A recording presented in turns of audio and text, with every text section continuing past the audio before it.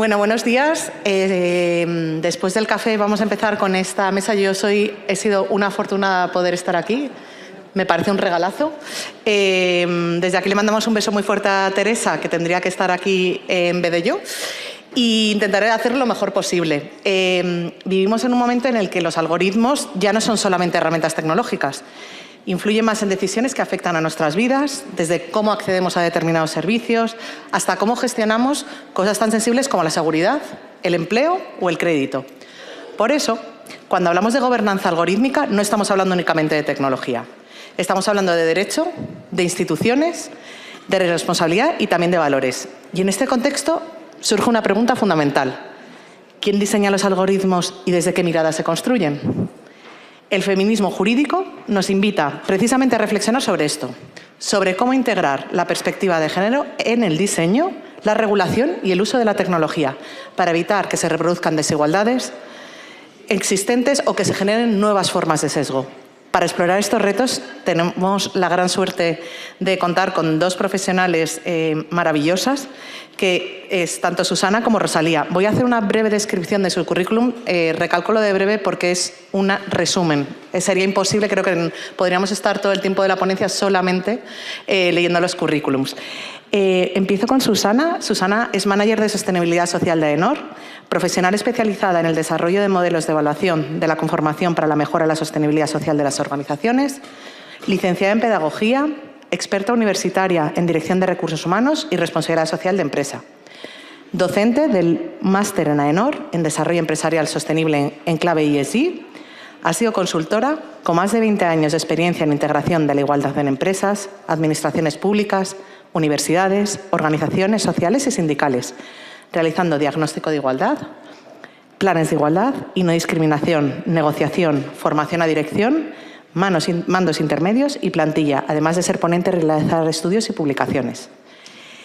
Y en segundo lugar, Rosalía, comandante de la Guardia Civil, formada en la Academia General Militar y en la Academia de Oficiales de la Guardia Civil, especializada en inteligencia artificial, ciberseguridad, innovación tecnológica y transformación digital, además de en policía judicial. Ha liderado proyectos tecnológicos y transformación digital y estratégicos en el Ministerio de Interior y en el ámbito europeo, impulsando la modernización tecnológica y la interoperabilidad en materia de seguridad de las FCC desde el Gabinete de la Asistencia Inmediata en materia TIC del Secretario de Estado de Seguridad. Diplomada en Informática Militar y en Estadística Militar. Es graduada en Derecho y posee los másteres oficiales en... ¿Os acordáis lo que os decía, no? Y es resumen. Evidencias digitales y lucha contra el cibercrimen en la Universidad Autónoma de Madrid, Dirección de Tecnología de la Información y Comunicaciones en el Centro Universitario de la Defensa de la Universidad de Vigo, Policía de Defensa y Seguridad Internacional, Universidad Complutense de Madrid, y ha completado asimismo el curso de Estado Mayor de las Fuerzas Armadas y actualmente está destinada en la EMEA de la DGC, en la Jefatura de Transformación Digital y Ciberseguridad. Además, cuenta con diferentes publicaciones científicas y entrevistas en diferentes medios de comunicación pública. Perdonad porque no podía dejar de mirar el papel porque era imposible aprenderme todos los cargos, que ya os he dicho que son solamente parte de ellos. Les dije que iba a hacer esta presentación, que era más formal, pero que al final los cargos son cargas, son responsabilidades y que para mí lo más importante era si podían darme su visión de por qué hacen lo que hacen, porque al final cada uno nos dedicamos a hacer lo que amamos o vocacionalmente nos gusta.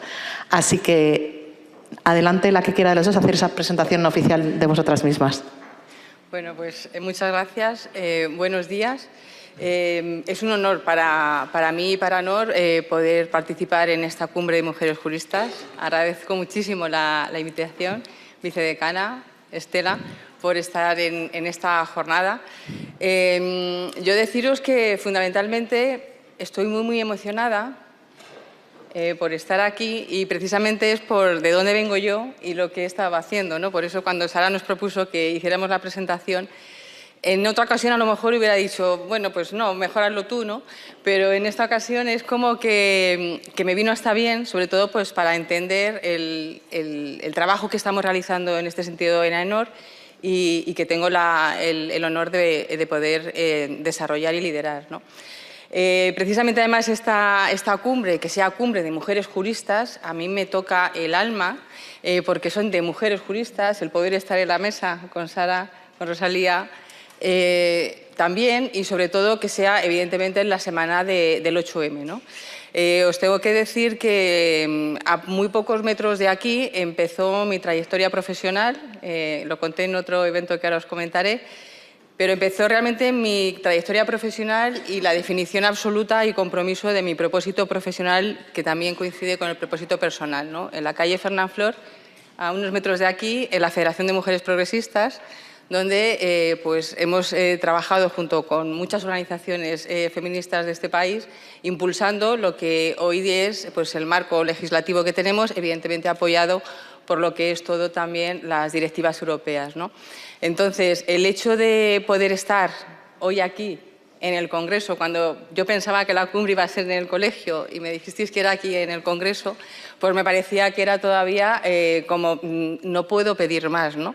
Y además deciros y compartiros que yo cierro la semana agotadísima, por tanto yo pido disculpas si se me va un poco la cabeza en algún momento, porque no he parado de tener eventos y justamente inauguramos, yo inauguré esta semana con AENOR, presentando en el Congreso, en la Sala Constitucional, una de las iniciativas que hemos desarrollado, que es la de certificación de liderazgo femenino transformador, impulsado por Women in Retail y Game Changers, y que es que viene al pelo con todo lo que estamos hablando, ¿no? Por tanto, que veáis que toda la semana realmente está dando respuesta pues, a ese trabajo, ¿no? Que a lo largo de los años, y me gusta siempre referir que vengo del siglo pasado, y que todo lo que se viene trabajando en materia de igualdad, lo comentaba Isabel ayer, ¿no? Qué importante es la historia para saber realmente hacia dónde vamos y que no se repitan muchas de las cosas que ya hemos conseguido superar, aparentemente, y que ahora veremos, ¿no? Y ahí me quedo. Así que muchas gracias a todos y todas por estar aquí. Gracias, Susana. Rosalía. Bueno, buenos días a todos y a todas. En primer lugar, agradecer de parte de la Guardia Civil, del Ministerio del Interior, la invitación al Ilustre Colegio de Abogados de Madrid. Es un honor estar aquí. Vicedecana, muchísimas gracias. Presidenta del Área de Igualdad, Estela, muchísimas gracias. Creo que mi propia imagen, ¿no? Mi imagen queda evidente que pues bueno, la igualdad es un tema que tiene que llegar a todos los ámbitos de la sociedad y, discrepo, no ha llegado todavía. Lo siento por decirlo, no ha llegado todavía y queda camino por recorrer. Agradecer el trabajo que hacen todos ustedes y todas ustedes en este sentido. Pero bueno, yo personalmente, y después de la presentación, muy agradecida también, Sara. Como han visto, soy oficial superior y he hecho la carrera militar. Actualmente es vocacional. Yo estudié la carrera militar, también estudié Derecho, estudié otro tipo de estudios superiores. Cuando yo ingresé hace 20 años en la Academia General Militar, entrábamos un 3% de mujeres. A día de hoy, el porcentaje ha subido. En 2019, la Guardia Civil implantó su primer plan de igualdad, 12 años después de que estuviese vigente una ley de igualdad para todos. Es verdad que desde 2019 se ha producido el ingreso de muchas más mujeres dentro de las fuerzas y cuerpos de seguridad, en concreto el cuerpo de la Guardia Civil, y actualmente estamos hablando de un 11, 12, 13%. En la sociedad el 50% son mujeres, prácticamente, y el 50% hombres. En las fuerzas y cuerpos de seguridad del Estado no estamos totalmente representadas. Y es importante. Y ahora vamos a hablar de aquí de un tema que implica tanto seguridad como igualdad y tecnología. Y quiero dejar y poner encima de la mesa que tampoco, si unimos el ámbito de la seguridad, donde no estamos totalmente representadas, y unimos también el ámbito de la tecnología, donde tampoco estamos, las carreras STEM, son carreras que tradicionalmente el porcentaje más alto de ingreso es masculino, pues imagínense si conjugamos tecnología, seguridad e igualdad. Creo que se arrojan unos resultados a partir de los cuales tenemos que seguir trabajando y mucho. ¿Por qué? Pues bueno, porque es vocacional mi profesión. Mi abuelo era guardia civil Creo firmemente en la labor que desempeñamos las fuerzas y cuerpos de seguridad del Estado en defender los derechos y libertades fundamentales de todos ustedes, de todos y todas ustedes. Al final, nosotros tenemos un compromiso con la sociedad y ese compromiso con la sociedad pasa por que ustedes puedan tener una seguridad, vivir en paz, vivir tranquilamente y que sus hijos y que sus hijas puedan disfrutar de esos derechos y responsabilidades y deberes como tenemos todos los ciudadanos en el día de hoy. Mi carrera la orienté, estuve en Seguridad Ciudadana, la orienté hacia el mundo de la tecnología porque todos los cuerpos y organizaciones tienen que avanzar con la era en la que viven. Y efectivamente vivimos en la era digital. Y todas las organizaciones, hemos estado hablando y vamos a hablar de IA supervisada. Yo considero firmemente que la implantación de tecnologías disruptivas como la inteligencia artificial o otro tipo de tecnologías no solo tienen que ir acompañadas de supervisión humana, que vamos a hablar, no solo tienen que ir acompañadas de liderazgo y de cambios institucionales, también tienen que ir acompañadas de cambios organizativos. Y el primer cambio organizativo tiene que empezar por nuestras propias instituciones. Cuando hablamos de gobernanza, no solamente hablamos de la gobernanza respecto de una tecnología, del diseño de una tecnología, que también lo vamos a tratar posteriormente, sino que hablamos también del cambio organizacional que supone para las instituciones ser necesario para que efectivamente esa tecnología se implante sin sesgos o se implante respetando los derechos humanos de todos los ciudadanos, de toda la ciudadanía. Voy a dar paso para que empecemos con el debate. Espero que les haya interesado la presentación. Vamos a dar una visión diferente. Me gusta siempre salir de la caja. Siempre hemos sido muy poquitas mujeres y creo que estoy en el sitio adecuado y en el aforo adecuado, frente al aforo adecuado, para que me escuchen y nos entiendan. Gracias.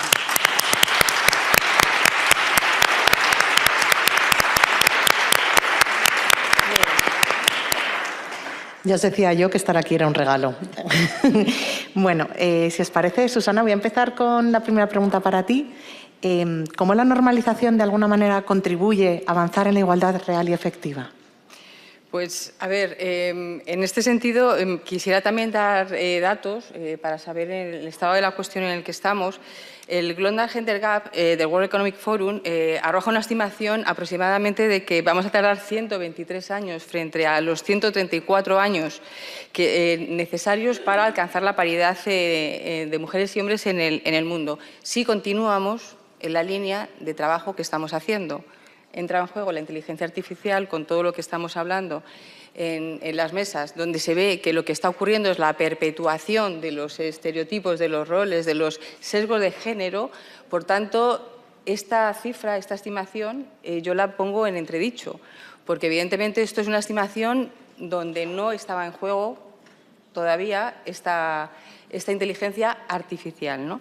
En España, según el último informe del Closing Gap de febrero de este año, de 2026, se necesitará 36 años y establece que el coste de las desigualdades entre mujeres y hombres es equivalente al 17% del Producto Interior Bruto en 2024. Esto es en términos ya económicos de vamos a ver qué coste de oportunidad está perdiendo la sociedad española realmente por no garantizar la igualdad entre mujeres y hombres. Por otra parte, el informe de Women in Business del 2025 de Grant Thornton nos indica que las cifras de las mujeres directivas en España ha disminuido del 40% conseguido en los 2 últimos años, por tanto se había conseguido la paridad, ha bajado al 38,4%. Aún así, estamos por encima de la media de la Unión Europea y a nivel global. Es decir, datos positivos, pero ojo, que no podemos quitar el pie del acelerador porque si no el retroceso está ahí. Una de las conclusiones del Foro de Mujeres y Justicia, que recientemente se celebró, las mujeres representan el 54% de la profesión jurídica, pero esta realidad no se refleja en los puestos de liderazgo también. Por tanto, Cierto es que hemos dado muchos pasos para reducir las desigualdades, pero las brechas están ahí, siguen existiendo, ¿no? Todo lo que tiene que ver con el desaprovechamiento del talento femenino, porque es verdad que estamos hablando evidentemente de mujeres y hombres, de mujeres, pero estamos hablando ante todo de talento, el talento de las personas. ¿Qué sociedad puede permitirse desaprovechar el talento del 50% de la población? Creo que ninguna, pero aún así hemos salido adelante y estamos aquí, ¿no? Por tanto, decir, bueno, es el momento de darnos cuenta hasta qué punto realmente somos conscientes, y es una palabra que utilizo mucho en este sentido, porque hasta qué punto somos conscientes de esto, ¿no? Como las cosas nos vienen dadas porque siempre ha sido así, el cuestionamiento del siempre así es el que nos permite ser conscientes, ¿no? En este sentido, ¿no? El informe de Women in Business del 2025 pone de manifiesto que empresas y sus equipos directivos cada vez son más conscientes de esto que estoy diciendo, ¿no? De apostar de forma decidida por iniciativas en materia de igualdad, ya que esto no solamente que sea justo, que por supuesto lo es, ¿no? Que es obligatorio, porque también lo es, sino que contribuye a que las organizaciones sean cada vez más competitivas y eficientes, ¿no? Y además, ¿qué supone con esto? Ofrecer una imagen tanto a clientes como stakeholders y a su propia plantilla del trabajo bien hecho, del contar con todas las personas, con todo el capital humano que está disponible, ¿no? En este sentido, en el marco en el que estamos, en el que tenemos una situación de igualdad formal fuerte, potente, y de hecho España es uno de los países referentes a nivel mundial en cuanto al marco normativo que tenemos, vemos que a pesar de tener la mayor seguridad en este sentido, sigue habiendo estas importantes brechas y donde la sociedad por sí sola no somos capaces todavía de eliminarlo, ¿no? Esto quiere decir que realmente la cultura de la sociedad está tan arraigado, está tan asumido, tan normalizado, que nos sigue costando mucho cuestionarnos si esto que estamos viviendo es lo ideal. Por eso, Rosalía, efectivamente, a la igualdad real y efectiva no hemos llegado y nos queda. Y es más, con la situación geopolítica que tenemos a día de hoy, inteligencia artificial incluida, es decir, metemos en el cóctel los diferentes factores y, evidentemente, esto es una bomba de relojería realmente para las mujeres, para los derechos de las mujeres en este sentido. ¿De acuerdo? Entonces, en el momento en el que estamos, es decir, bueno, pues tenemos un marco normativo que nos garantiza la igualdad formal, es básico y la base, el suelo, para poder avanzar hacia la igualdad real. La igualdad real nunca la podremos conseguir si no tenemos igualdad formal. ¿De acuerdo? Por tanto, el paso que hemos dado en el contexto español, desde luego hay que reconocerlo, ¿no? En este sentido, trabajo, evidentemente, de muchas y muchas mujeres a lo largo de la historia, ¿no?, de nuestro país y a nivel mundial. En este contexto, muchas organizaciones, es verdad que ya han ido incorporando el principio de igualdad como una de las palancas estratégicas en la gestión de las propias organizaciones, de tal manera que pasamos del escenario de lo que es trabajar la igualdad, Ley de Igualdad 2007, nos quedamos en el Plan de Igualdad, ¿no?, siendo absolutamente un hito y es el que va a determinar la implicación de las organizaciones para que trabajen en planes de igualdad. Pero, en este sentido, muchas organizaciones ven que el plan de igualdad es mucho más allá de lo que aparentemente parece que es. Es una herramienta potentísima de información para las empresas y, en este caso, se conecta absolutamente con cuál es el comportamiento, cuáles son los objetivos que las compañías o organizaciones tienen en materia de sostenibilidad social. ¿De acuerdo? Porque viene a dar el contenido a cómo la organización pone en el centro a sus personas y a aquellas otras personas con las que va a tener relación, ¿no?, y que vamos ahora a profundizar en ello. Por tanto, si vemos, se da un paso cualitativo, evidentemente que no todas las organizaciones están en este escenario, ¿no? Hay una variedad muy importante. Tenemos que tener en cuenta también el tejido empresarial que tenemos en España, ¿no?, de pequeña y mediana empresa, pero es cierto que cada vez se está viendo de otra manera todo lo que tiene que ver con la igualdad en cuanto a la identificación del talento que no tengo y el que no soy capaz de atraer, porque no soy atractivo en cuanto a lo que yo estoy ofreciendo en este sentido, ¿no? Entonces, todas aquellas empresas, evidentemente, están buscando ir avanzando en este camino de la igualdad para mejorar la competitividad que necesitan las organizaciones para poder sostenerse y, por tanto, su propia sostenibilidad, y buscan realmente camino que le lleve hacia lo que denominamos la excelencia, ¿no? Entonces, aquí es donde entra en juego todo lo que tendría que ver con el ámbito de la normalización, ¿no? Las normas de calidad, ¿no? Que es lo que se suele entender. Evidentemente, el hecho de que haya una norma no quiere decir que no vayamos a tener en cuenta la legislación que sea de aplicación. La legislación siempre es la base de cumplimiento de cualquier norma en este sentido, y aquí, llevándolo al terreno de AENOR, para cualquier certificación de AENOR es fundamental que para poder ir a necesitas cumplir con, y en este caso es todo lo que tiene que ver con el marco legal.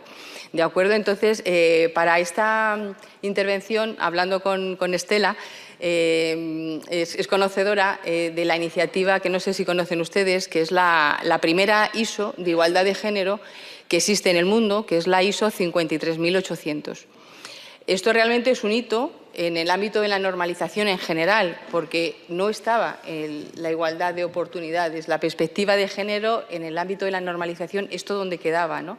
Por tanto, esto viene a ser realmente, igual que en el cumplimiento, en el marco normativo, la ley del 2007 establece el hito a partir del cual se desarrolla después todo lo que tenemos ahora, ¿no? Y se impulsa el marco legal. Esta ISO de igualdad de género es la que hace que se transversalice la perspectiva de género en el marco normativo que existe, de la normalización que existe a nivel mundial. Por tanto, el impacto que podemos llegar a tener es muchísimo mayor, evidentemente, de lo que es cuando planteamos una norma pues, a nivel país, ¿no? En este sentido, decirles que en el 2004 se publica la primera norma de igualdad de género, que es la 53.800, y esta norma surge en el momento en el que Francia ocupaba la presidencia de la Unión Europea, y el organismo de normalización francés, AFNOR, presenta un texto para ser sometido a debate y trabajo para todos los países del mundo que quisieran participar en este ejercicio. Tuve la oportunidad de formar parte del Comité Técnico de Normalización de UNE en este sentido para poder aportar a la redacción del texto que hoy ya tenemos y está publicado. Se publicó primero en inglés y luego se encargó al Comité Técnico de Normalización Español, que hemos tenido una participación muy activa, la traducción al castellano y que está disponible, ¿no? en los dos idiomas. En este sentido, deciros que, sobre todo por el interés que mostró esta iniciativa, que fuimos 38 países los que colaboramos activamente en la elaboración de esta norma, y 24 países estuvieron en todo el proceso de redacción, pero como observadores. No tuvieron una participación directa, ¿no? Entonces, aquí dices, bueno, pues esto parece que importa, ¿no? Es interesante, ¿no? El que haya este movimiento a nivel mundial y, sobre todo, teniendo en cuenta que cuál es la realidad en las diferentes regiones, ¿no? El momento, ¿no? El escenario, el marco en el que nosotros vivimos en esta sociedad no tiene nada que ver si me voy a India, no tiene nada que ver si me voy a África, no tiene que ver si me voy a otros países, ¿no? Donde la legislación, la igualdad formal es como muy limitada e incluso ni existe, ¿no? Por tanto, esta norma surge con la idea realmente de generar propuestas, generar buenas prácticas y, sobre todo, contribuir a incorporar en la cultura de las organizaciones públicas, privadas, de cualquier tipo, que realmente tengan que trabajar en materia de igualdad, porque realmente es el desaprovechamiento de la otra parte de la población que no nos podemos permitir ninguno, ¿no? Para el desarrollo. ¿Estoy bien de tiempo o me estoy yendo? Vamos a ir intercambiando un poco, porque como luego... No, porque creo que es interesante que podamos luego combinar la pregunta con la parte de empresas. Pero yo, cogiéndote un poco el hilo y aunando un poco con lo que decía Rosalía de la importancia de la gobernanza, no solamente la parte del diseño, ¿no? Que yo creo que marcaba un poco tu intervención de esto va de que las mujeres estén en puestos de dirección, pero donde se tomen decisiones, porque muchas veces se maquilla con puestos directivos que realmente no tienen capacidad de tomar decisiones. Rosalía, voy a hacer una cosa, voy a juntarte dos preguntas muy relacionadas. Venga, perfecto. ¿Vale? Porque yo creo que, por una parte, el ámbito de la seguridad pública ofrece un montón de oportunidades, la inteligencia artificial, ¿no? para poder mejorar la prevención del delito y la protección de la ciudadanía.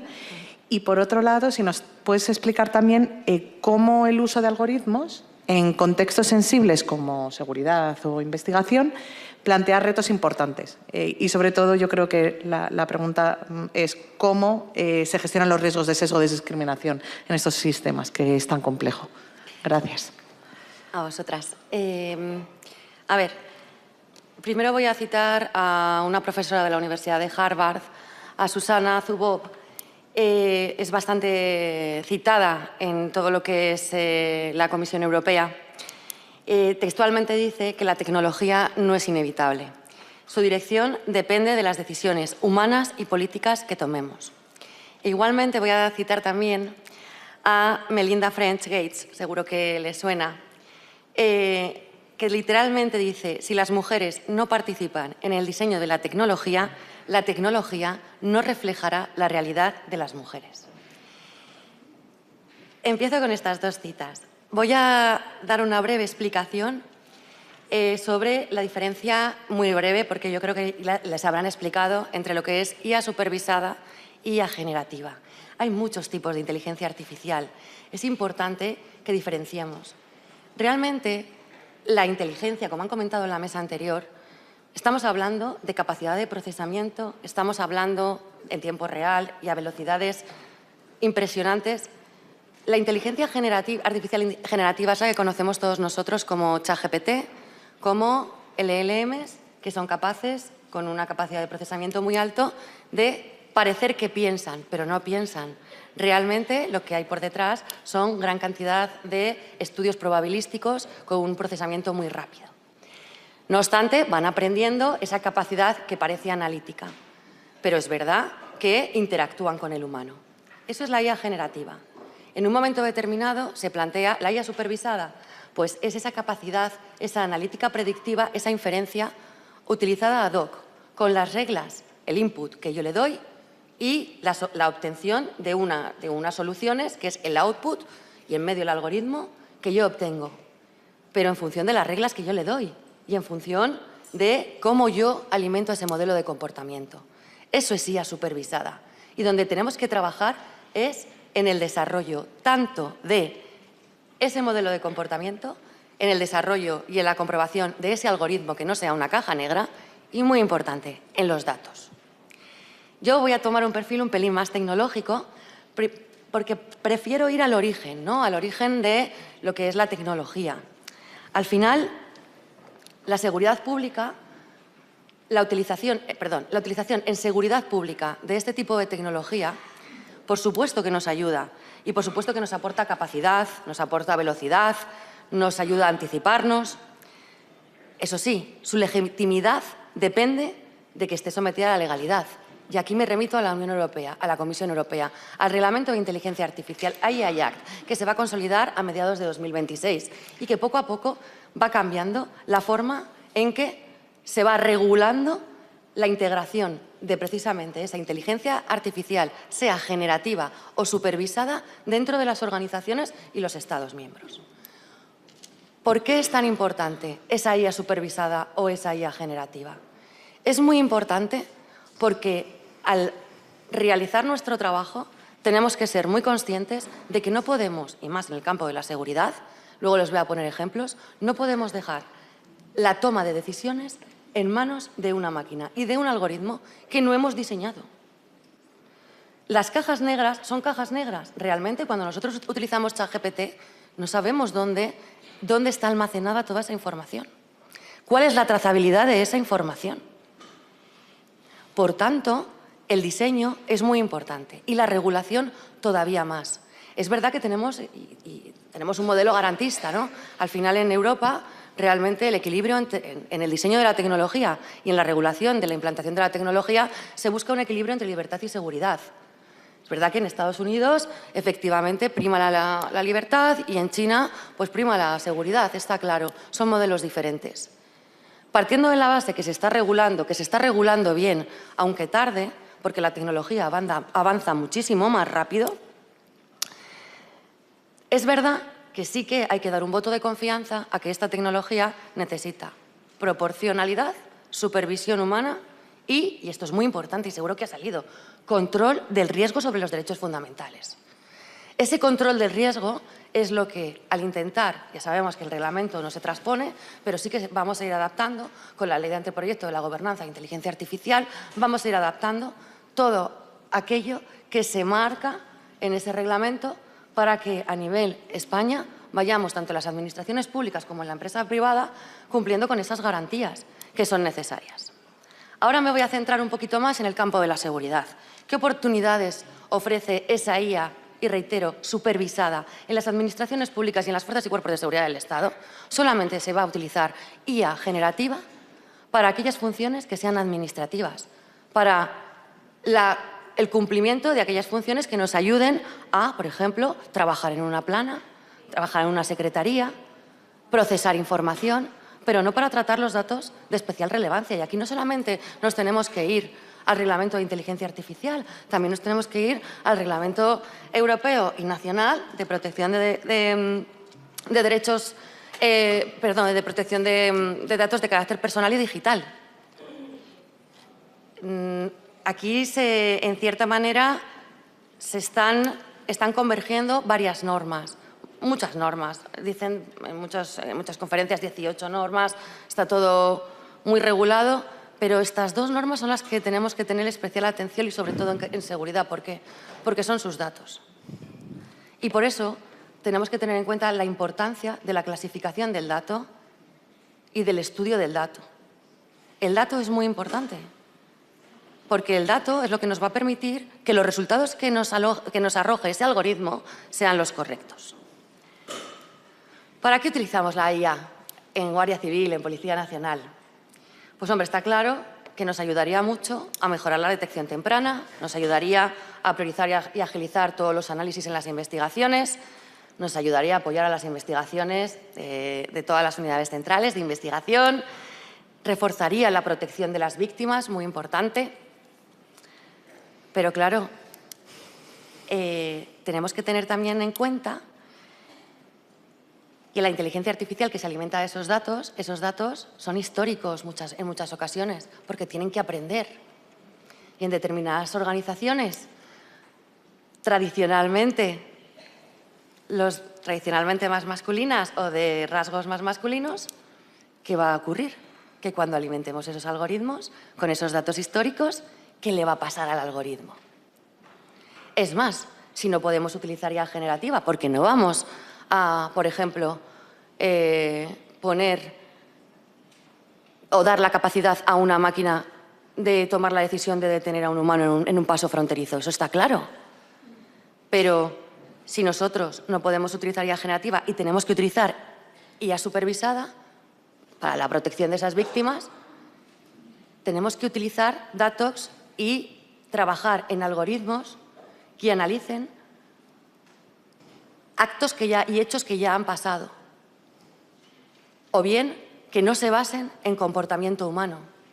Porque está claro que si nosotros intentamos predecir el comportamiento humano, que eso es lo que intenta la IA generativa, vamos a fracasar, porque una máquina nunca va a poder producir ese comportamiento.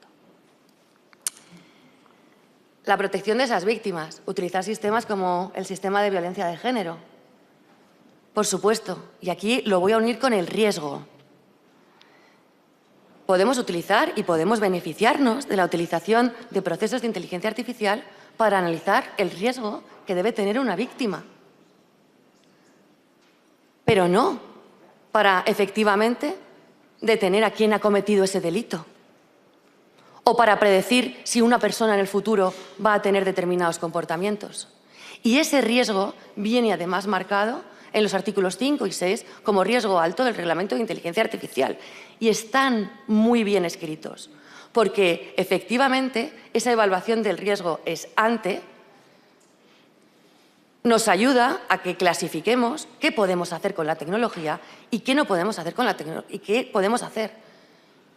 Eso sí, para el ámbito de las fuerzas y cuerpos de seguridad del Estado, ese reglamento, y para el mantenimiento de la seguridad ciudadana de ustedes, ese mantenimiento es mucho más complicado, porque ahí sí que nos están restringiendo la utilización de determinadas capacidades de analítica predictiva para la salvaguarda de sus derechos. Y el ámbito de la seguridad está regulado en ese reglamento y no se está teniendo lo suficientemente en cuenta, y lo voy a poner encima de la mesa, no se está teniendo suficientemente en cuenta en las funciones y en los procesos de IA que las fuerzas y cuerpos de seguridad deberían poder utilizar, salvaguardando siempre sus derechos para investigar el delito y para prevenir la seguridad ciudadana. Se está dejando el ámbito de la seguridad fuera de la gobernanza de la implantación de ese reglamento a nivel nacional. Y por último, si tengo que hablar de cómo se gestionan los riesgos y si hay o no discriminación en la utilización de la tecnología dentro de lo que son nuestras infraestructuras, el sesgo no se corrige con más tecnología. Se gestiona con cadenas de garantías, con calidad y trazabilidad de los datos, creo que son conscientes. Pero hay que pensar qué tipos de datos. Datos especialmente protegidos, como hemos comentado. Pruebas previas, evaluación de impacto, validación del contexto real, auditorías continuas y revisión de los resultados. Hay que invertir. Y hay que invertir no solamente en, por supuesto, la tecnología, también en la gobernanza, lo hemos comentado, de esa tecnología, en la organización y en la preparación de esa tecnología, precisamente para alcanzar determinados niveles de igualdad que queremos en las organizaciones y, sobre todo, de explotación de esta tecnología que nos beneficia a todos. Eso está claro. Lo han comentado, yo lo comento siempre. Esta tecnología ha venido para quedarse. Es un cambio disruptivo, ya estamos en la era de la inteligencia artificial y ahora vamos a continuar con otras nuevas tecnologías. Pero hay que añadir que los sesgos impactan de forma, como todos sabemos, y si buscamos en Google impactos de sesgos en grandes tecnológicas como Google, ¿no? Que en el 2015, cuando hacían los primeros estudios con las Google Glass o cuando hacían los primeros estudios de toma de datos biométricos en tiempo real, pues como quien había diseñado el algoritmo y como quien había implantado el algoritmo eran hombres occidentales, americanos, de una tez de un color determinado, pues esos algoritmos, al procesar esos datos biométricos, ¿qué ocurría? Que no reconocían a otro tipo de razas o los confundía con animales, ¿no? Es muy importante porque el sesgo, además de en la raza, impacta también de forma muy específica en las mujeres y en los grupos vulnerables. Si menos del 50% participan en los desarrollos tecnológicos, ¿cómo van a ser los desarrollos tecnológicos? Y si además una gran parte del mundo no está representada en esa gobernanza y en equipos multidisciplinares, porque no solamente estamos hablando de perfiles tecnológicos, perfiles ingenieros, estamos hablando de todo tipo de perfiles, sociólogos, legales, técnicos, tecnológicos. No solamente por esa discriminación directa del algoritmo, sino también por la infrarrepresentación de datos, por los errores diferenciales y por tener menos capacidad en detectar daño digital de género, como pueden ser los deepfakes no consentidos. ¿Qué vemos en las noticias en el último año 2025? Hasta suicidios de menores. ¿Por qué? Porque se utilizan precisamente este tipo de tecnologías con sesgos. Si nosotros utilizamos ChatGPT o cualquier tipo de GPT, Gemini, no quiero hacer cargar contra un GPT en concreto, ¿no? ¿Qué es lo que ocurre si les decimos quiero que me representes a una mujer, la imagen de una mujer o la imagen de un hombre? Y se utilizan esas tecnologías para precisamente realizar determinadas acciones que atentan contra los derechos fundamentales de esos colectivos vulnerables. Debemos frenar esos deepfakes, debemos reforzar el consentimiento sobre las imágenes y sobre la voz, precisamente por el aumento de contenidos sexuales no consentidos generados con esta tecnología. Gracias.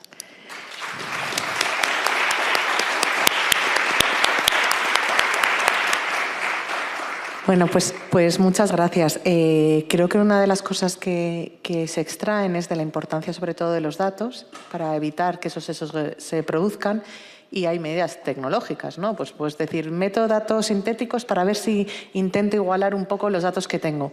Pero en realidad, si vamos al origen, yo creo que en la pregunta siguiente, si nos vamos a la cultura de las organizaciones, si nos vamos realmente a construir esos datos desde origen, sin ese sesgo y en ese tipo de trabajo, yo creo que evitaríamos que ese sesgo se produjera en el dato que a día de hoy tenemos. ¿Qué dimensiones debe abordar una organización para construir y fortalecer una cultura que integre la igualdad? Porque eso es lo que va a fortalecer luego unos nuevos datos que sean más igualitarios. Y sobre todo es el ponerte en esta posición, porque yo muchas veces, según conversaciones que tienes, ¿no?, con todo el tema de la inteligencia artificial, la gobernanza algorítmica y demás, parece como que esto va por una parte y el tema de la igualdad va por otra, ¿no? Aparece lo del tema de sesgos porque estamos hablando de todo el tema, pero dices como que son realidades como un poco diferentes, cuando realmente esto ya lo teníamos muy presente dentro de las propias organizaciones y hemos tenido herramientas para empezar a trabajar con ello, pero insisto en lo que he dicho anteriormente, ¿no? Hasta qué punto nos hemos dado cuenta de la potencia que tenía el plan de igualdad para ya empezar a incorporar cómo muchos de los sesgos que salen a la luz han sido totalmente obviados, porque la acción era, vamos a cumplir con el contenido del plan de igualdad, lo que nos dicen, hacemos el diagnóstico y eso se queda ahí. El diagnóstico, todos los datos que te genera, ¿no?, y a partir del cual tú puedes elaborar los planes de carrera, las promociones, todo el tema de conciliación, es decir, todos los ámbitos del plan de igualdad, hasta qué punto ese diagnóstico ha servido para traerlo aquí. Porque yo ese diagnóstico me lo llevo a todo lo que tiene que ver con todos los sesgos a la hora de diseñar el modelo de gobernanza. ¿Y dónde está el puente? Está totalmente roto. O sea, sería, y volvemos a hacer como República Independiente de Igualdad, y todo esto va por otro mundo, ¿no? Cuando realmente la República Independiente de Igualdad son la República Independiente de las personas que formamos parte de las organizaciones y colaboramos con otras. Sin las personas, aunque haya mucha inteligencia artificial, seguimos siendo necesarias, ¿no?, para que siga funcionando. Por tanto, yo reivindico, digo, ya saben mi origen, ¿no?, pero yo reivindico en este sentido, dice, la potencia que siempre nos ha dado el plan de igualdad para esta visión estratégica, que cierto es que ha tenido que pasar el tiempo para empezar a ver hasta qué punto esto nos puede interesar, ¿no? ¿Qué ocurre? Que con la propuesta que les presentaba de la ISO 53800 también lo que hace es elevar la mirada de que cuando una organización está construyendo, fortaleciendo su cultura para integrar de una forma real y efectiva la igualdad, no es algo que se tenga que hacer exclusivamente mirándome para mí misma, ¿no?, para adentro, sino hasta qué punto yo soy capaz de trascender a toda mi cadena de valor, a todo mi ecosistema relacional, para implicarles también en todas las evoluciones y en este caso que yo estoy proponiendo, ¿no? Entonces, en este sentido, lo que se propone como dimensiones fundamentales y, en este sentido, la propuesta que se plantea, el trabajar también los planes de igualdad en el marco del ciclo de mejora continua, nos va a permitir algo que tampoco hacíamos cuando trabajamos los planes de igualdad, y si sabéis de otra realidad me lo decís, ¿no? Pero el posicionamiento que te da trabajar desde el ciclo de mejora continua lo que te va a llevar es a una identificación de riesgos que antes no estábamos controlando con los planes de igualdad. Hago el plan de igualdad y punto, ¿no? En este sentido es incorporarte en ese pensamiento enfocado a riesgos, buscar también oportunidades y en función de ello prevenir qué problemas podemos tener y en este sentido mejorar el desempeño de la organización a este nivel. Por tanto, si yo me posiciono y que tengo que identificar qué riesgos estoy asumiendo por no abordar determinadas temáticas, la visión que se da con esta norma es tener esa visión, esa actuación interna y externa. Me explico. Cuando hablamos de la dimensión interna, ¿a qué nos estamos refiriendo? Fundamentalmente a la gobernanza, a las prácticas laborales que se está realizando, por tanto, lo que sería el plan de igualdad y la toma de conciencia de todas las personas, vuelvo a utilizar la palabra conciencia, la toma de conciencia de todas las personas que forman parte de una organización, de que esto qué es, lo que es y cómo se come, ¿no? Que muchas veces dices, ¿esto cómo se hace, ¿no? Pero es que también trasciende más allá, por lo que os decía anteriormente, ¿no? Es qué capacidad tiene una organización de influir en su cadena de valor, por tanto, que le ayude a mejorar su desempeño en materia de igualdad y evite cualquier riesgo de incumplimiento en materia de igualdad que pueda terminar afectándolo a la empresa con la que contratas, ¿no? Entonces, aquí se mete algo que no se hace habitualmente, ¿no? Si trabajamos solamente lo que es en el eje de plan de igualdad, sería poner el foco en las actividades y las inversiones, ¿no? ¿De qué capacidad tiene una organización para que su política de compras prime la contratación, por ejemplo, de empresas de mujeres, ¿no? Que sabemos que existe una infrarrepresentación de empresas de mujeres. Por tanto, tirar, ¿no?, de esa diversidad de proveedores en la que muchas empresas están. Igual que cuando tú contratas con una empresa de publicidad o con una empresa para inteligencia artificial, ¿no? ¿Qué le exigimos desde la empresa, ¿no? Antes se decía en la mesa, damos por bueno lo que nos venden en este sentido, ¿no? Pero ¿hasta qué punto está filtrado por todo el criterio que nosotros queremos asegurar e imponer? ¿De acuerdo? No porque nos venga dado de fuera, sería como nos tenemos que mantener. Por tanto, ese sentido crítico en el que, evidentemente, la capacidad de conocimiento es la que nos permite, ¿no?, tenerlo. Luego, todo lo que tiene que ver con las relaciones externas en cuanto a las colaboraciones con organizaciones, asociaciones que trabajan en este sentido, y todo lo que tiene que ver también con la comunicación interna y externa, ¿no? Aquí también me acuerdo mucho cuando Rosalía decías, me imagino que todos os habéis encontrado la situación cuando estéis haciendo a lo mejor el plan de comunicación o queréis hacer una comunicación tanto interna como externa, te vas a base de datos, a banco de imágenes y te pones a buscar imágenes y dices, ¡buf! Es que no existen determinado tipo de imágenes. Es imposible que las encuentres, o las creas tú, o si no, es imposible. El otro día, para hacer una imagen buscando yo para el tema del liderazgo femenino, una de las imágenes que veía eran una escalera, unos peldaños y una mujer. Estaba siempre abajo la mujer. Intentaba buscar diferentes otras. Te cambiaban el fondo, te cambiaban los colores, pero la mujer siempre estaba abajo. ¿De acuerdo? Y en este sentido, si ponemos foco en lo que sería el modelo de gobernanza, ¿no?, que en definitiva hemos dicho que es esa parte interna en la que se establecen las reglas de juego, ¿no?, en la que se tiene que decir cómo se tienen que cumplir los objetivos, tomar decisiones en materia de igualdad, en este sentido, pues evidentemente, dices, tiene que permitir supervisar y aplicar los principios y las prácticas, ¿no?, del principio de igualdad a través de procesos, sistemas y estructuras y mecanismos, ¿no? Y dices, ¿y esto cómo se hace? Evidentemente, la dirección es cierto que está acostumbrada a involucrarse en muchísimas cosas, pero ¿hasta qué punto, si hablamos de igualdad, está incorporada también esa prioridad dentro de los criterios y el seguimiento y supervisión de todo lo que está haciendo la organización en este sentido, ¿no? Desde el enfoque que les estamos presentando en esta mañana como más 360, como entran en juego otras dimensiones, como es toda esa parte externa, la implicación de la dirección es absolutamente fundamental y en este sentido el que pueda determinar todas aquellas propuestas de mejora que puedan ayudar a avanzar en este sentido por parte de la organización, ¿no? Y evidentemente esa representación equilibrada en los puestos de decisión para poder tomar decisiones. Cierto es que dices, bueno, el primer paso es conseguir que mujeres y hombres tengamos una igual representación en puestos de toma de decisión. ¿Quiere decir que porque haya mujeres está esto solucionado? No. Evidentemente no, porque hemos dicho que todo esto es un tema cultural, todos venimos de los mismos sitios, por tanto, todos venimos arrastrando los mismos sesgos. Por tanto, la herramienta que se ha venido diciendo a lo largo de toda la jornada, ayer y hoy, de la formación, realmente para tener esa capacidad de identificar los sesgos, es absolutamente fundamental. Cierto es que el primer paso es tener la representación y el segundo paso ya es profundizar para que la toma de decisión responda realmente a todo esto que estamos diciendo. Y luego, en cuanto a las prácticas laborales, ¿me queda tiempo, Sara? Es que me extiendo mucho, ¿verdad? No, me queda aquí. Luego seguimos. Pero no creo que si tienes alguna idea muy importante que quieras... Importante es todo. Todo. No, bueno, aquí deciros, en prácticas laborales, precisamente, dice, sí se incorpora también en materia de ISO el que se tiene que investigar y compartir los resultados de las consecuencias sobre la igualdad de género del uso de la inteligencia artificial, ¿no? Por tanto, esa conexión con todo el marco legal que nosotros tenemos y que ya habéis citado anteriormente en este sentido, ¿no? Por tanto, avanzar en la construcción de organizaciones verdaderamente equitativas y sostenibles es esencial evaluar el impacto de todas nuestras acciones desde esa perspectiva de género para poder identificar las diferencias que sí o sí existen entre mujeres y hombres. Y esto solamente ha sido posible desde que se estableció la obligación de desagregar los datos por sexo. Hasta entonces era imposible. Todos los datos que se ofrecían siempre de personas eran datos agregados.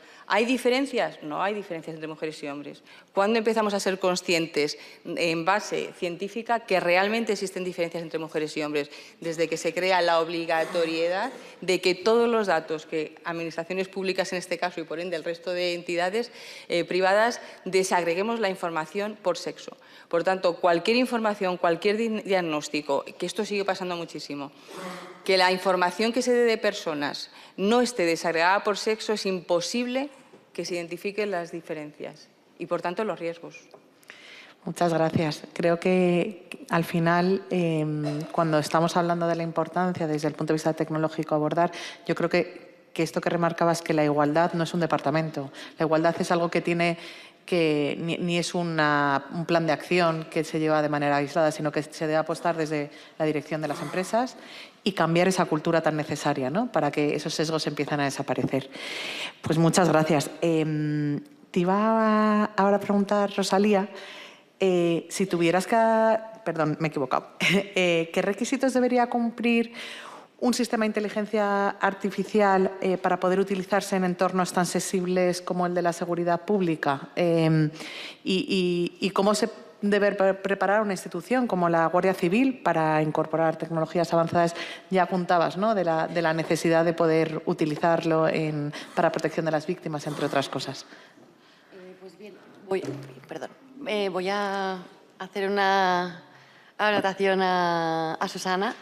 Desde el punto de vista nuestro, desde luego desde la seguridad, realmente desagregar los datos por sexo en determinados ámbitos, por supuesto que es útil. De hecho, además, el comentario de la utilización de la inteligencia artificial desde el diseño, no lo olviden nunca, y la importancia del dato que alimenta a todos esos algoritmos y con el que voy a entrenar a ese modelo de comportamiento, es esencial, ¿no? De base estamos diciendo lo mismo, desde un punto más técnico, desde un punto más formal, ¿no? Pues bien, yo también he hecho mucho hincapié en la parte de la gobernanza.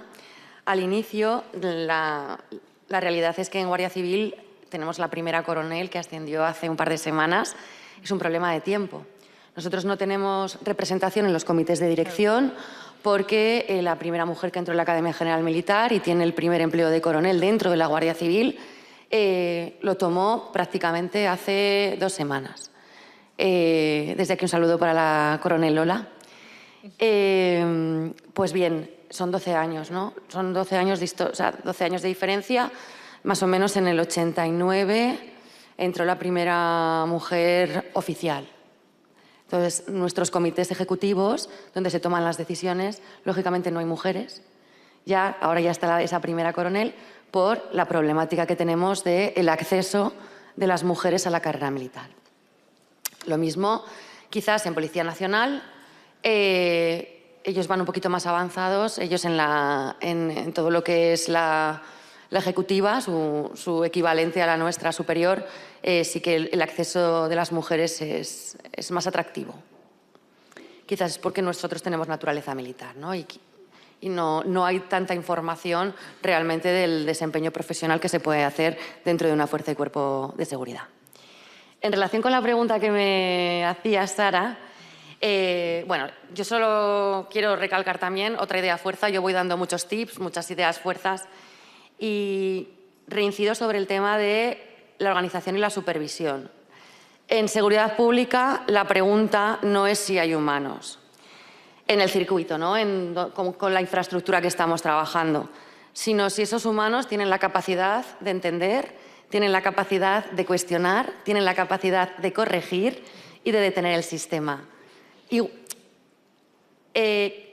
humanos, hablando de mujeres y de hombres, ¿no? Porque la propia Comisión Europea, con ese reglamento de inteligencia artificial, hace mucho hincapié en la supervisión. De hecho, en España se van a establecer, con ese anteproyecto de la Ley de Gobernanza de Inteligencia Artificial, se van a anteponer muchos organismos de supervisión. La ESIA, la Agencia Española de Supervisión de Inteligencia Artificial, para unos actores, para la industria. La Agencia Española de Protección de Datos para otros actores, para la seguridad. El Banco Central Nacional para otros, para todo lo que tiene que ver con fintech. Y así, innumerablemente, y además una amalgama, una norma que es muy complicada para entender que una tecnología que va a estar implantada prácticamente en todos los niveles de esta sociedad pueda estar supervisada por tantos organismos. Y eso hay que revisarlo también. ¿Por qué hay que revisarlo? Nosotros vamos a estar supervisados, las fuerzas y cuerpos de seguridad, por la Agencia Española de Protección de Datos en todo lo que tiene que ver dato biométrico y grabación en tiempo real. Siempre pongo un ejemplo parecido porque he sido la jefa técnica de un proyecto de entrada y control de salida de los pasajeros en las zonas aeroportuarias, ¿no? Claro, nosotros no, en el ejercicio de nuestras funciones y de nuestra competencia, la Guardia Civil y la Policía Nacional no nos podemos poner a grabar en un sitio público e ir procesando todos los datos biométricos de ustedes porque tenemos que atenernos a una legalidad, ¿no? Está claro. Pero si nosotros estamos tratando de identificar a un terrorista que va a pasar por un aeropuerto o estamos intentando identificar a un menor que está perdido o estamos intentando identificar a un individuo que ha cometido un delito muy grave y que tiene una requisitoria, ¿qué hacemos? En esos casos se nos permite utilizar con un riesgo muy alto, pero con orden judicial. Y si yo soy una unidad de información o de policía judicial, estoy en mitad de una operación, tengo que llamar al juez y pedirle autorización y que en menos de 24 horas, y ustedes me entienden perfectamente, me den esa autorización, igual es un sábado por la noche. Quienes están perdiendo son ustedes, porque lo que se está desgastando es la seguridad de la ciudadanía, no nosotros. Nosotros que no podemos ejercitar, lógicamente, nuestro trabajo. ¿Qué requisitos debe cumplir esa inteligencia artificial? Ya los hemos hablado. Tiene que tener una base jurídica, que la tiene, una base normativa, una finalidad legítima, que la tiene, necesidad, proporcionalidad, calidad de los datos, hemos comentado todo. Yo lo quiero resumir en una frase. Tiene que ser defendible jurídicamente, auditable institucionalmente y aceptable democráticamente. Y precisamente esa aceptabilidad democrática, tanto la Comisión Europea como nuestro propio país, lo hace con esa supervisión, lo establece con esa supervisión. Pero democráticamente asumiendo las competencias y las funciones que tenemos cada uno de los organismos que trabajan dentro de la Administración General del Estado. Al final, una coincidencia algorítmica nunca debería valer por sí sola como base suficiente para una actuación lesiva. ¿Qué quiere decir? En el ejemplo que les estaba poniendo, en un paso fronterizo, es posible que el algoritmo se pueda confundir y pueda haber una confusión. ¿Y cómo le explicamos a un ciudadano que se le ha detenido porque ha habido una confusión en el algoritmo? Por eso, lo que está utilizando Europa y lo que estamos utilizando nosotros con sistemas como el Entry IC System, el control en pasos fronterizos, es la utilización de dos tipos de datos, el dato biométrico y el dato identificativo. Y ese dato biométrico y ese dato identificativo, procesos de inteligencia artificial que procesan esos datos biométricos en tiempo real. No nos estamos yendo del tema. ¿Qué es lo que hacen? Hacer el match. Y hacer el match me aseguro que efectivamente la persona es ella. Porque no estoy comparando solamente, no estoy dando toda la total opción a una máquina y a un solo dato, sino a varios tipos de datos. Está claro también que para determinadas funciones como la protección de las fronteras exteriores sí que se utilizan los datos biométricos. Y sí que puedo utilizar eso en un paso fronterizo. Pero Europa no lo permite para la lucha contra el crimen organizado y terrorismo. No lo permite para la prevención de la seguridad ciudadana, para la prevención de esos colectivos vulnerables. ¿Por qué? Porque me exige como riesgo alto que determinados procesos de inteligencia artificial en tiempo real y a generativa no puedan ser utilizados para esa finalidad. Por tanto, Al final, en seguridad pública, la inteligencia artificial solo es utilizable si, además de ser técnicamente útil, reitero, desde el diseño, es normativamente controlable y humanamente supervisable. Eso es muy importante. La supervisión. Por favor, piensen que la gobernanza va muy alineada con esa supervisión. Y lo que se debería, de alguna manera, trabajar a nivel de administración pública, aquellos ministerios que están encargados de supervisar la utilización de esas tecnologías, sea el Ministerio de Transformación Digital y Función Pública, sea el Ministerio del Interior, sea el Ministerio de Asuntos Exteriores, sea el Ministerio de Industria, sea el Centro de Desarrollo Tecnológico Industrial, sea el Ministerio de Ciencia, todos, suma y sigue, todos, porque todos lo vamos a utilizar, lo que tienen que diseñar es una gobernanza correcta de esa supervisión. Y ese sería el primer paso. Estamos hablando de la gobernanza de nuestras organizaciones. Pues que nuestras organizaciones también son las administraciones públicas.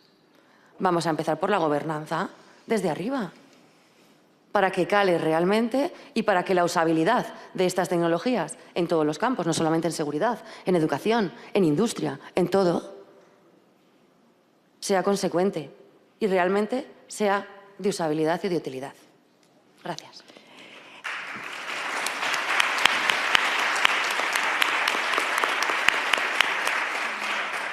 Bueno, pues para dejar luego un tiempo a las preguntas, quería haceros un poco de cierre, ¿no? Para que me dierais cada uno vuestro punto de vista. Por un lado, yo creo que lo hemos hablado durante toda la mesa, ¿no? ¿Qué papel deben jugar las instituciones públicas y las empresas para poder asegurar que la inteligencia artificial no amplifique desigualdades existentes, bien desde el trabajo que se hace del Gobierno en la cultura como desde la parte tecnológica? Y luego, ¿cómo podemos pasar de un debate ético, que es importantísimo y es la base, pero para a empezar a hablar de medidas reales, ¿no? Creo que apuntabas tú una hora, que era lo que llamamos human on the loop, es decir, diseñar los procesos para que se hagan la validación. Entonces, si me podéis un poco dar esa visión, para terminar con una visión práctica de medidas concretas, os lo agradezco un montón. Bien, bueno, pues a ver, en cuanto al papel de las instituciones públicas y empresas, ¿no? Que lo que debería hacer cada uno, yo creo que también se ha venido diciendo, ¿no? A lo largo de las diferentes mesas, ¿no? A nivel de instituciones públicas, pues el deber de regular, ¿no? de proteger y establecer en este sentido, dices, el marco de derechos humanos en todo lo que se hace, ¿no? Garantizando infraestructuras, vigilando impactos y siempre desde la perspectiva de género, que aquí también quería comentar, que también en algún momento hemos hablado, ¿no? Parece que estamos hablando de las mujeres, ¿no? Que podemos poner foco en el género y no por género entendido como esa categoría de análisis, ¿no? Y que podemos dejar fuera, por ejemplo, la situación de edadismo, ¿no? Que pudiera darse, ¿no? Pero evidentemente cuando hablamos de personas, estamos hablando de personas en toda su integralidad. Por tanto, estoy hablando de mujeres de una edad determinada, de un origen determinado, es decir, los diferentes factores personales, culturales y sociales que nos hacen ser cada uno lo que somos, es realmente el enfoque de análisis. Cuando hablamos de enfoque de género, no quiere decir que se deje de lado los otros ámbitos. Me vuelvo otra vez al diagnóstico de igualdad, donde realmente teníamos toda esa potencia de dato y no se utilizaba, nos quedábamos solamente con el género, ¿no? Somos mujeres y hombres, ¿no? Entonces, el hecho de que todo esto se incorpore es fundamental desde este enfoque, ¿no? Para ver incluso hasta la interseccionalidad de ellos, ¿no? Y por parte, evidentemente, de las empresas, por la implantación de esa IA responsable ética, evitando sesgos y ser transparentes, ¿no? Si me voy a la siguiente pregunta, que has dicho, la del debate de gestión ética, ¿o era una a una? No, era precisamente que esto que yo creo que ya se ha empezado a adelantar, ¿no? Que además de ese debate ético, ¿qué medidas concretas se pueden implementar en las organizaciones, en las instituciones públicas para que esto se produzca, ¿no? Además del propio debate social o el propio debate normativo? Aquí, como propuesta en este sentido de AENOR, ¿no? que estamos trabajando, y creo que antes comentábamos que también ya conocíais, ¿no? Está la norma UNE ISO IEC, la 42001, ¿no? Que es el estándar internacional para la gestión de sistemas de inteligencia artificial, y esta norma ofrece un marco integral que garantiza que las organizaciones desarrollen, implementen y gestionen sistemas de IA de forma responsable, fiable y transparente. Proporciona a las organizaciones un enfoque sistemático y reconocido para gestionar los riesgos y oportunidades asociados al uso de la inteligencia artificial, definiendo un conjunto de controles que deben aplicarse y ofreciendo orientación para su implementación, ¿no? Por tanto, permite en este sentido a las organizaciones poder demostrar su compromiso de ese uso seguro y responsable de la ética, ¿no? Esta certificación genera esa tranquilidad en la gestión y en el uso de sistemas de inteligencia artificial, minimizando los riesgos y protegiendo del uso indebido. En un contexto donde las noticias sobre IA, que pueden generar preocupación y que hemos ido viendo a lo largo de estas sesiones, ¿no? Con esta propuesta es garantizar la transparencia, la rendición de cuentas, ofreciendo evidentemente la confianza y la seguridad para todas las partes que tienen algún interés con la organización. Muchas gracias. Muchas gracias. Es una pregunta compleja, ¿no? Porque quizás la utilización en el ámbito de la seguridad de la inteligencia artificial ha provocado que se facilite mucho la comisión de cibercrimen. Al final, la utilización de la inteligencia artificial genera estafas mucho más sofisticadas, genera suplantaciones de identidad, deepfakes con muchísimas extorsiones, automatización del fraude, phishing, smishing. Al final, los delincuentes utilizan esta tecnología para cometer unos delitos mucho más sofisticados. Antes, la introducción de un malware o un ransomware en cualquier organización era un desarrollo de meses y muy perfeccionado. Ahora, la utilización de esta tecnología produce ataques que pueden ser prácticamente en unas horas, ¿no? Entonces, claro, ese aumento de cibercrimen provoca que los cuerpos policiales, tanto europeos como nacionales, tengamos que, de alguna manera, avanzar con los tiempos que corren, ¿no? Y necesitamos que esa regulación tan garantista también piense, como les he comentado, en el ámbito de la seguridad. También hemos hecho referencia al uso del reconocimiento facial, tanto en Europa como en España. Al final no dejan de ser procesos de inteligencia artificial que procesan esa tipología de datos y hay que trabajar para que esas identificaciones erróneas o la discriminación que se produce desde el diseño de alguna manera sean solventadas, o bien con certificación, bien con supervisión o bien con el cambio organizativo que hemos comentado inicialmente. Además, también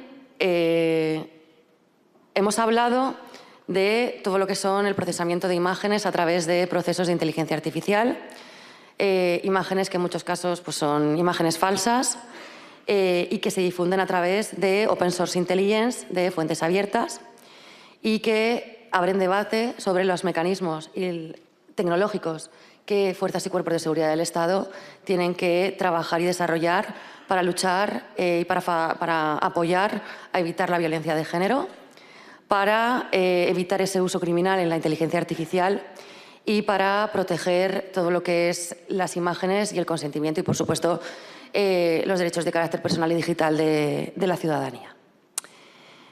No quiero terminar mi intervención para ajustarme a tiempo. Creo que lo voy a decir como se dice vulgarmente, hemos abierto muchos melones aquí porque hemos hablado de temas que realmente son críticos dentro de lo que es la función pública, no solamente en seguridad, sino también en igualdad. Y no quiero terminar por no reincidir en las mismas ideas, porque yo soy fiel defensora de que el cambio debe ser organizativo. La transformación digital, la implantación de nuevas tecnologías en cualquier tipo de organización o administración, por supuesto que va de tecnología, ¿no? Porque lo que tenemos que implantar es la tecnología. Pero como les he dicho inicialmente, es muy importante que piensen que también va de personas, que también va de derechos y también va de organización. Y la organización es uno de los pilares. Se ha comentado aquí, Susana ha comentado lo que yo denomino siempre la resistencia al cambio en las organizaciones. ¿Por qué se va a cambiar algo si ha funcionado? No, es que la sociedad nos lo está demandando, es que la norma nos lo está demandando y es que la seguridad de todos ustedes nos lo están demandando. Por tanto, voy a citar al historiador Harari. Una de las grandes preguntas políticas de nuestro tiempo es quién controla los datos. Creo que ha quedado muy claro. Es muy importante que confíen también en las fuerzas y cuerpos de seguridad y que nos ayuden precisamente para que podamos preservar sus datos acorde a la norma, por supuesto, a las directivas, a los reglamentos, a toda la norma europea y nacional. Pero en el ámbito de la seguridad, la respuesta a todo lo que hemos hablado hoy es muy clara. Los datos y los algoritmos deben estar al servicio de ustedes. No cajas negras, no queremos cajas negras.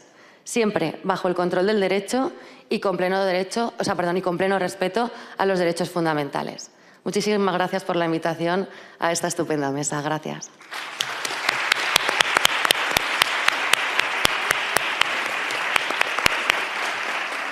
Creo que nos hemos quedado sin tiempo para preguntas porque me estaban echando ya la bronca de me quedaban 5 minutos, pero como luego van a estar aquí cualquier tipo de pregunta, lo que sea, os podéis acercar a decirles. Creo que esta conversación abre muchos... ¿Me dejaros una pregunta? Una. Hola, buenos días. Es una buena pregunta, ¿eh? Seguro. Acabo de recibir las conclusiones del Consejo JAI de Asuntos de Interior de ayer. Quizá la comandante lo conoce y es una buena noticia. Os la leo, es del inglés, pero lo voy traduciendo.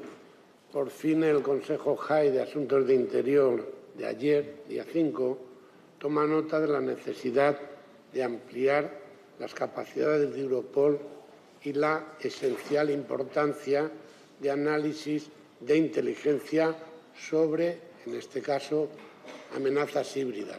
Hay que hacer análisis de riesgo y, como vemos, la Unión Europea, el Consejo, mandata a la Comisión y al Parlamento Europeo que legislen para darnos instrumentos para que, lo que decía la comandante, ha hecho el análisis de riesgo, tengamos las herramientas para perseguir al malo que siempre va por delante de nosotros. Enhorabuena a la moderadora, enhorabuena a las comparecientes. Perdonad. Muchas gracias. Pues cerramos la mesa. Creo que ha quedado claro que la inteligencia artificial no es neutral y que los algoritmos reflejan datos, decisiones y también los valores de los que los diseñan. Por eso la gobernanza algorítmica no puede ser solamente un debate tecnológico, es un debate jurídico, institucional y social. Si queremos que la innovación tecnológica genere confianza, necesitamos integrar desde el principio la diversidad, perspectiva de género y mecanismos reales de supervisión y responsabilidad. Porque en el fondo, la pregunta no es solo qué pueden hacer los algoritmos por nosotros, sino qué tipo de sociedad queremos construir. Muchísimas gracias, Susana, Rosalía, por compartir vuestra experiencia y vuestras reflexiones. Para mí ha sido un regalazo de mañana. Gracias de corazón.